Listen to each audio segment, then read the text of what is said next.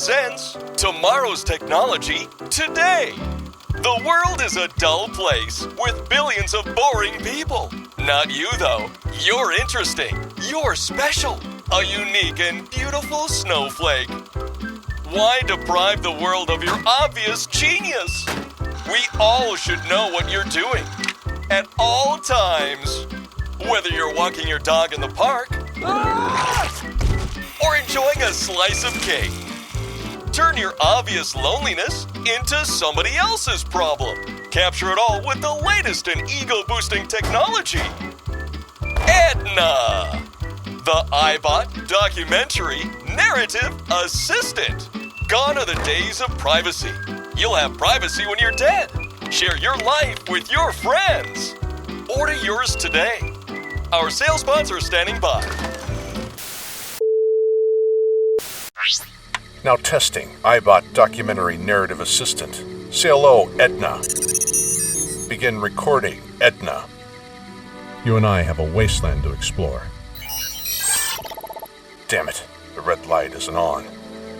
Oh, there isn't one. Well. Wasteland Survival Guide, Volume 1.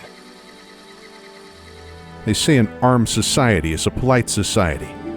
If that's true, then Vault 34 had to be the most polite place on Earth.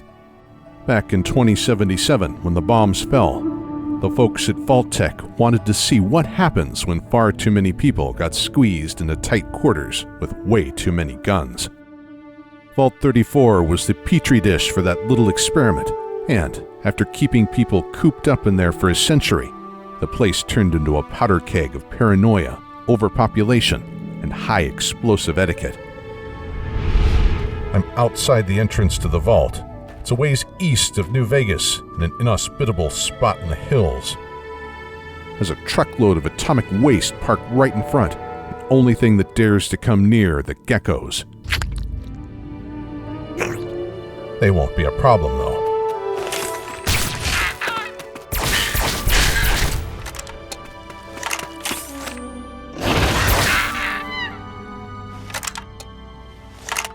The radiation levels are lethal inside and out, so virtually no one has ventured inside, and the last people to leave did so over 50 years ago. Inside the vault is nothing but feral ghouls and radioactive water.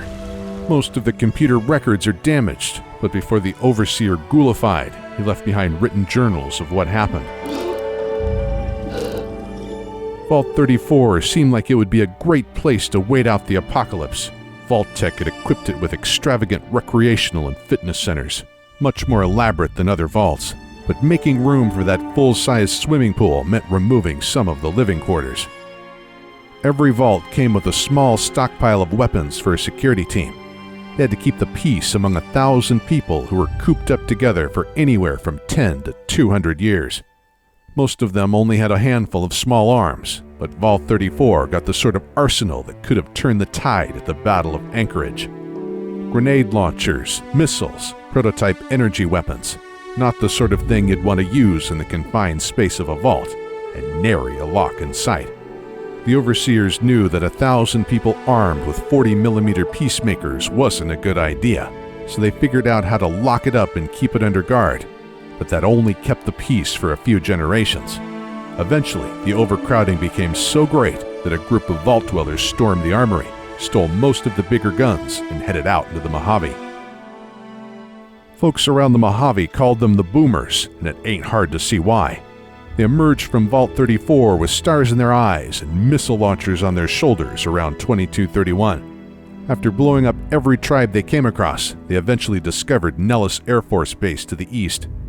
None of the pre-war aircraft were still functional, but the Boomers found records on other nearby military bases, and soon enough they had added giant guns called howitzers to their collection, hauled all the way from the Hawthorne Army Depot in Arizona. They had stockpiled enough ordnance to level a town several times over. And anyone dumb enough to set foot in it for the next 50 years. Oh shit, oh shit, oh shit! Let's go sunning, it's so good for you. Let's go sunning, neath the sky of blue. Greet the sun every morn. Feel as free and happy as the day you were born.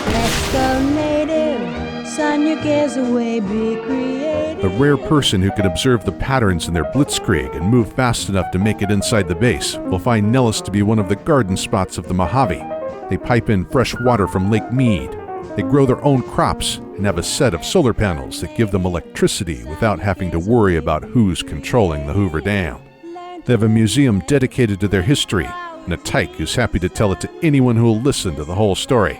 And if the child's cave painting isn't detailed enough, their leader is a woman who was born inside the vault and remembers the whole thing firsthand. She's done right by her people for the last 50 years and was probably quite the looker in her day. Despite Mother Pearl's guidance, the Boomers are still some of the most xenophobic people in the Wasteland, convinced that it's their destiny to blow up all of us savages once they get a bomber flying. They have a plan that they don't like to discuss with outsiders, but if you earn the trust of the old-timers, they'll talk about a Lady of the Lake. It might be that they have some superstition about that rusty pre-war bomber that's sitting at the bottom of Lake Mead. So far, the Boomers have done well with their isolationism, but their resources are still limited, and much like the Brotherhood of Steel, they may face only a slow death should their population and ammo dwindle. The people who stayed behind back in Vault 34 learned their own lesson about isolationism. Their overseers refused to let anyone leave, and the many attempts to revolt eventually resulted in the vault's reactor malfunctioning, and that swimming pool flooded most of the place, trapping them all inside a radioactive swamp. The remnants of their vast arsenal await anyone brave enough to wade through the radioactive waters and fight past the feral ghouls. It's an enticing treasure trove for prospectors who have plenty of Rad-X stockpiled and who need to compensate for something. Too many people these days are concerned with blowing things up. Few folks wonder how it all got built in the first place. Those airplanes, the hangars, the vaults, all were made with steel. In the old days, they dug their iron from deep within the earth, refined it into steel in huge mills unlike anything still standing in New California, and used it to make the steel girders that held up the old world.